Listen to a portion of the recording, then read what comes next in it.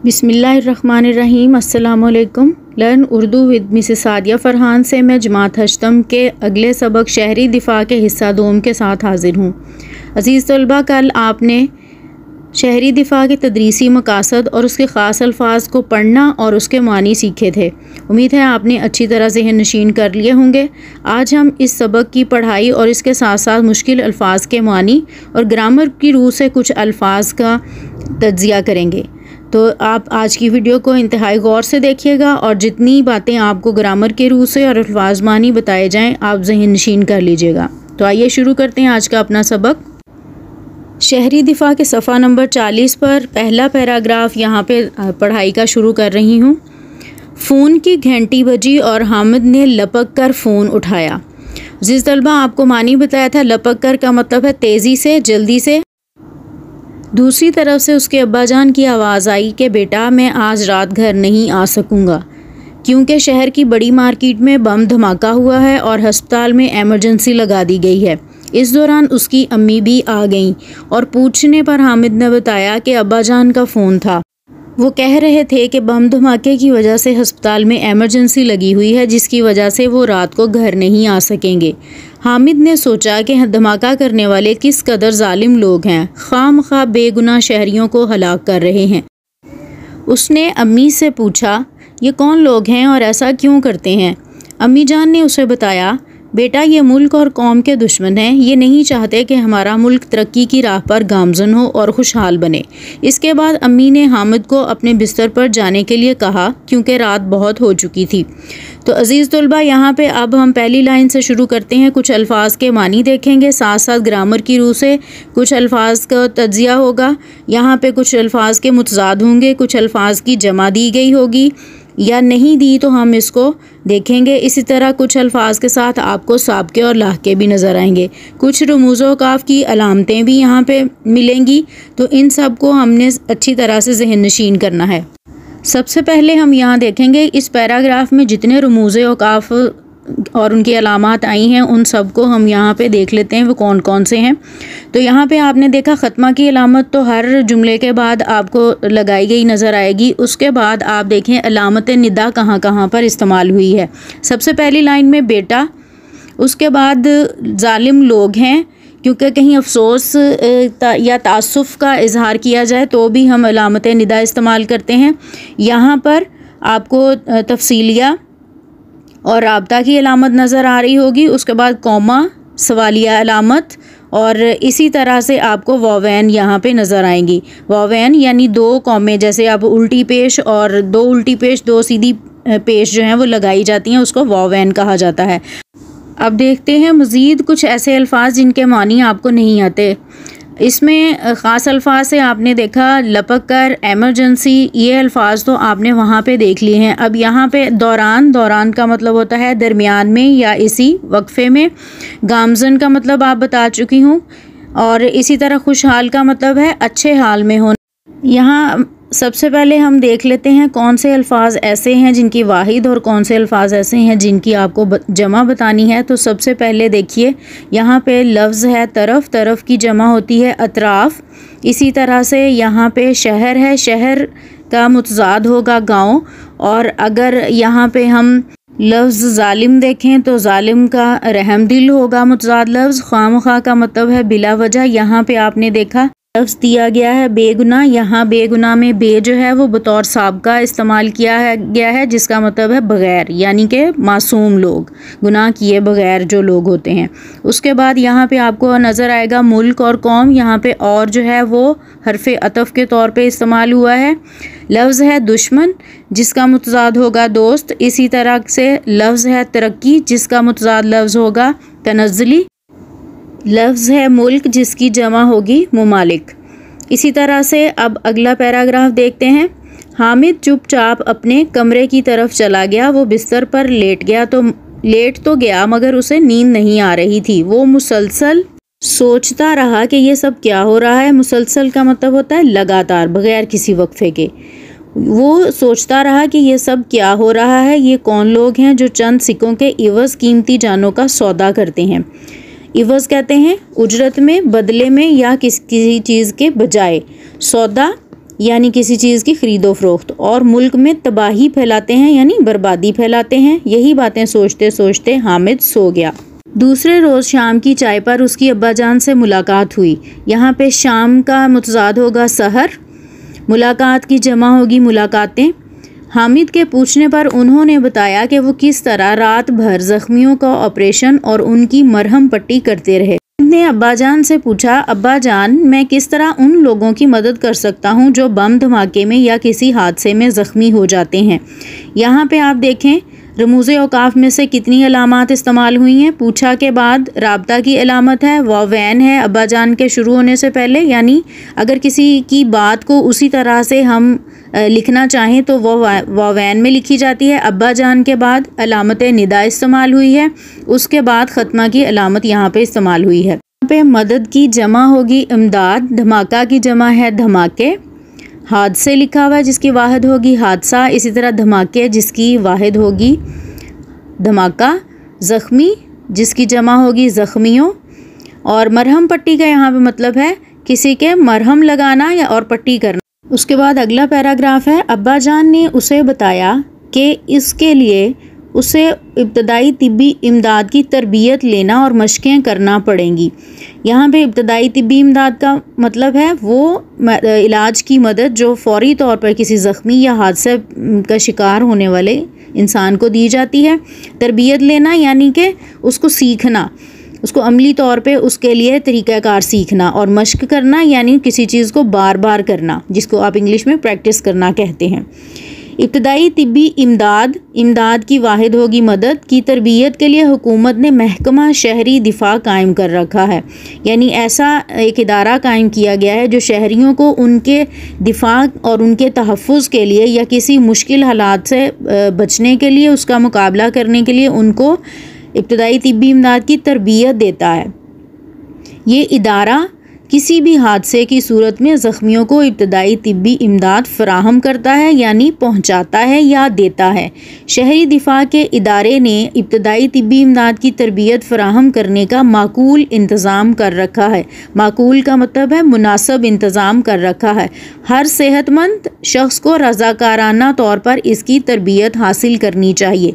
सेहतमंद यानी तंदुरुस्त शख्स को रज़ाकाराना तौर पर, रज़ाकार उस इंसान को कहा जाता है जो किसी भी फ़र्ज़ को निभाने के लिए तनख्वाह या उजरत वसूल नहीं करता, मुआवजा नहीं लेता, बिला मुआवजा अपनी खिदमात किसी के लिए भी पेश करता है, तो ऐसे शख्स को रज़ाकार कहा जाता है। तलबा अगला पैराग्राफ देखते हैं। हमारे यहाँ इब्तदाई तिब्बी इमदाद का शऊर बहुत कम है। शऊर का मतलब अक्ल, समझ, फ़हम या आगाही बहुत कम है, जिसकी वजह से हादसात में ज़ख्मी होने वाले अफराद बर वक्त इब्तदाई तिब्बी इमदाद ना मिल सकने की वजह से मौका पर दम तोड़ देते हैं या फिर उम्र भर के लिए माजूर हो जाते हैं।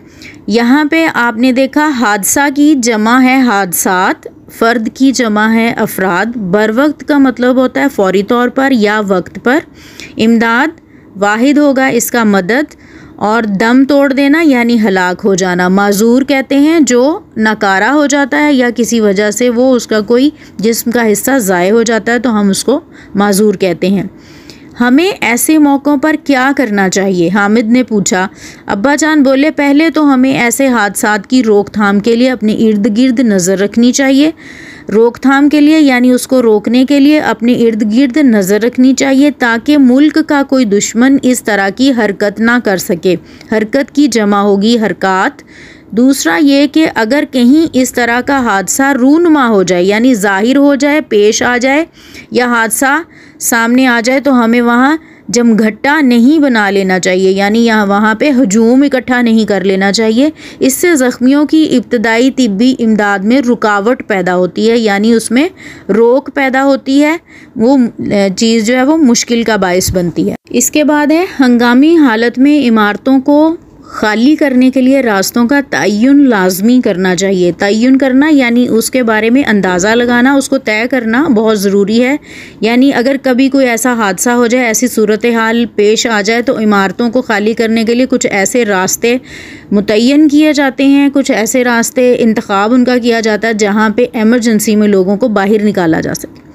और उनसे आम लोगों की आगाही अशद ज़रूरी है। अशद ज़रूरी है, बहुत ज़रूरी है। आगाही का मतलब है उससे वाकफियत, यानी ना सिर्फ इमारतों में ऐसी जगहें जो ऐसे रास्ते रखे जाएं जहां इमरजेंसी में बाहर निकलना आसान हो, उसके अलावा उन लोगों को इनके बारे में भी पता होना चाहिए। लोगों को इन रास्तों का पता भी होना चाहिए।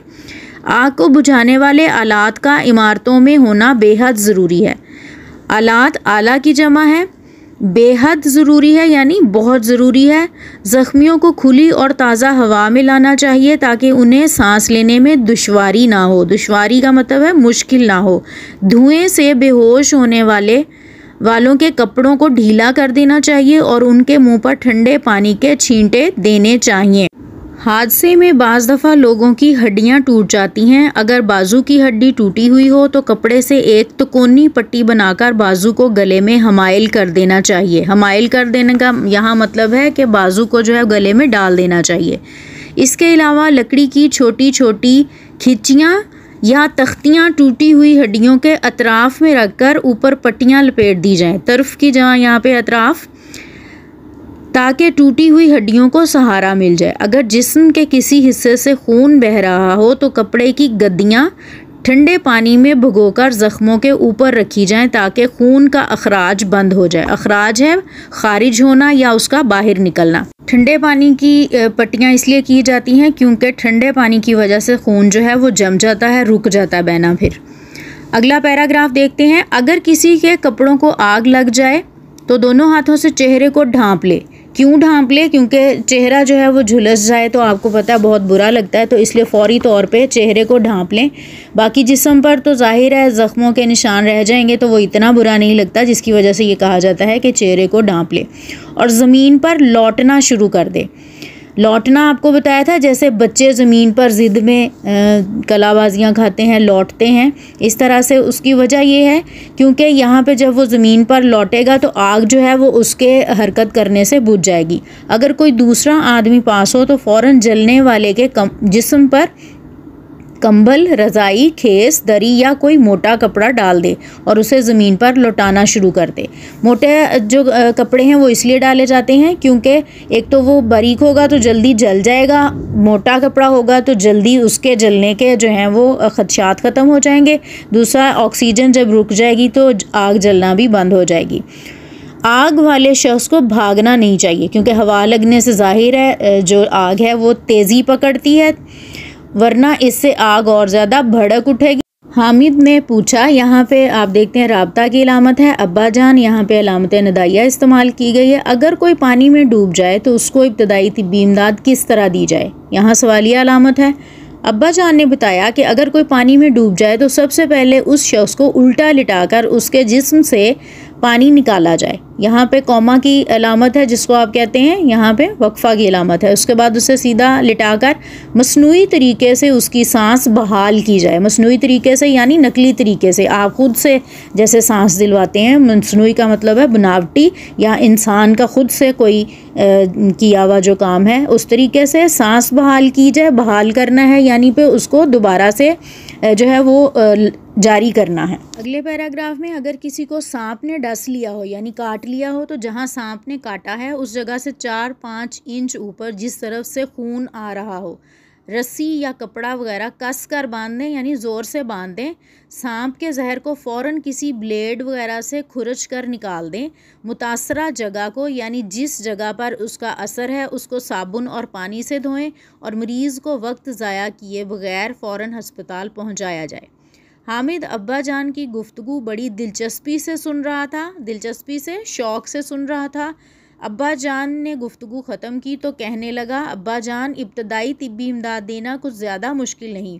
अब्बा जान कहने लगे, हाँ बेटा, इब्तदाई तिब्बी इमदाद की कुछ मशक़ें की हूँ और फ़र्स्ट एड बॉक्स मौजूद हो तो ये काम ज़्यादा मुश्किल नहीं। फ़र्स्ट एड बॉक्स के बारे में भी आपको बताया गया था कि ये ऐसा संदूकचा होता है में फ़ौरी तौर पर काम आने वाली अद्वियात, कुछ मुख्तलिफ गोलियाँ, इसी तरह से मरहम पट्टी, डेटॉल और इस तरह के जो काम आने वाली फ़ौरी तौर पे कुछ चीज़ें हैं वो उस बॉक्स में, उस संदूकचे में शामिल होती हैं।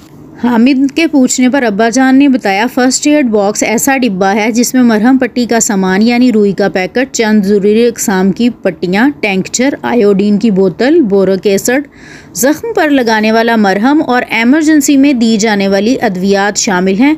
फ़र्स्ट एड बॉक्स हर घर में होना चाहिए। तो अज़ीज़ तलबा, आपने देख लिया कि इस बॉक्स की ज़रूरत क्या है, इसकी अहमियत क्या है और इसमें कौन कौन सी चीज़ों का शामिल होना बहुत ज़रूरी है। और जैसा कि इस सबक में भी कहा गया कि फ़र्स्ट एड बॉक्स हर घर में मौजूद होना चाहिए, तो आप भी कोशिश करें कि ये बॉक्स आपके घर में भी मौजूद हो। यहाँ पे आप देखेंगे अक़साम किस्म की जमा है, अद्वियात दवाई या दवा की जमा है। सफ़ा नंबर 42 का आखिरी पैराग्राफ है। हामिद के पूछने पर क्या महकमा शहरी दिफा का काम सिर्फ लोगों को इब्तदाई तिब्बी इमदाद देने तक महदूद होता है? अब्बा जान ने वजाहत के साथ बताया कि महकमा शहरी दिफा जंग और अमन दोनों सूरतों में फ़आल रहता है। फ़आल का मतलब होता है चुस्त रहना, जिसको इंग्लिश में आप कहते हैं एक्टिव रहता है, हर वक्त वो काम करता रहता है। इसके मुलाजमीन और रज़ाकारों को इब्तदाई तिब्बी इमदाद देने में महारत पैदा करने के साथ साथ रस्से की मदद से बुलंदी पर चढ़ने, आग बुझाने, ज़ख्मियों को मुश्किल मकामात से बहफाजत निकालने और बुलंदो बाला इमारतों से सीढ़ियों के बगैर नीचे लाने की तरबियत भी दी जाती है। जंग के दिनों में ये महकमा शहरियों को बमबारी से महफूज करने के रहने के तरीके बताता है, जिसमें ज़मीन पर लेटना, रेंग कर एक जगह से दूसरी जगह जाना, सीढ़ियों के नीचे पनाह लेना और खंदकें खोदकर खुद को दुश्मन से महफूज रखना जैसे तरीके खुसूसियत से काबिल ज़िक्र हैं। देख लेते हैं किन अल्फाज की वाहिद और इनकी जमा होगी। महकमा की जमा होगी महकमा जात। इसके बाद जंग और अमन दो आपस में मुतज़ाद लफ्ज़ हैं। महारत, महारतें।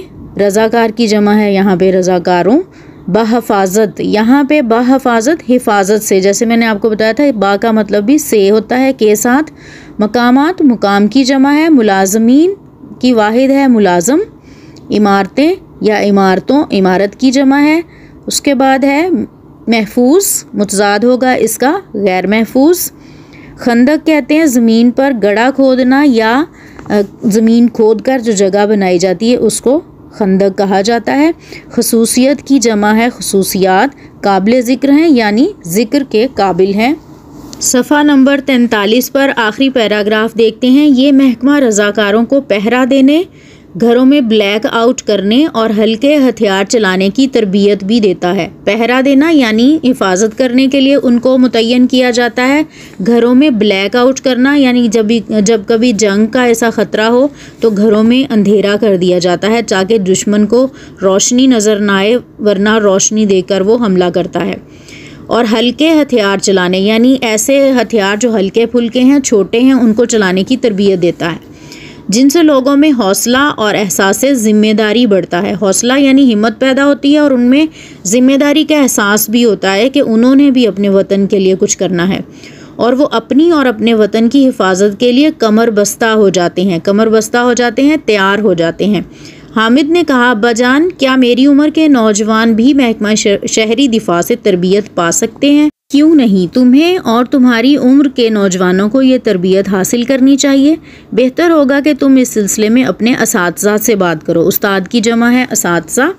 अब्बा जान, मैं कल स्कूल जाकर अपने असातिज़ा से बात करूँगा कि वो इब्तदाई तिब्बी इमदाद की तरबियत के लिए महकमा शहरी दिफा से बात करें। मैं अपने दोस्तों के साथ मिलकर ये मशक़ें करूँगा और आइंदा हादसात में ज़ख्मियों की मदद करूँगा, हामिद ने पुरजोश अंदाज में कहा। अब्बा जान ने हामिद को थपकी दी और कहा, शाबाश हामिद, शाबाश। यहाँ पे आइंदा का मुतज़ाद है गुज़श्ता। आइंदा का मतलब है आने वाला वक्त, गुज़श्ता गुज़रा हुआ वक्त। हादसा की जमा यहाँ पे है हादसात। पुरजोश यानी पूरे भरपूर पुरजोश तरीके से यानी जोश से, पूरे वलवले के अंदाज में उसने कहा, जोश से भरपूर अंदाज में कहा, जिस पर अब्बा जान ने उसको थपकी दी यानी कि उसको शाबाश दी उसके जिस्म पर। आप देखें हाथ से जब थपका जाता है तो उसको कहते हैं थपकी दी।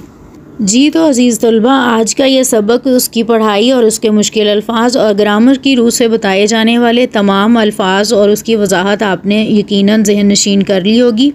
सबक के तीसरे हिस्से यानी इसकी मुकम्मल मश्क के साथ मैं दोबारा हाजिर होंगी। तब तक के लिए अल्लाह हाफ़िज़।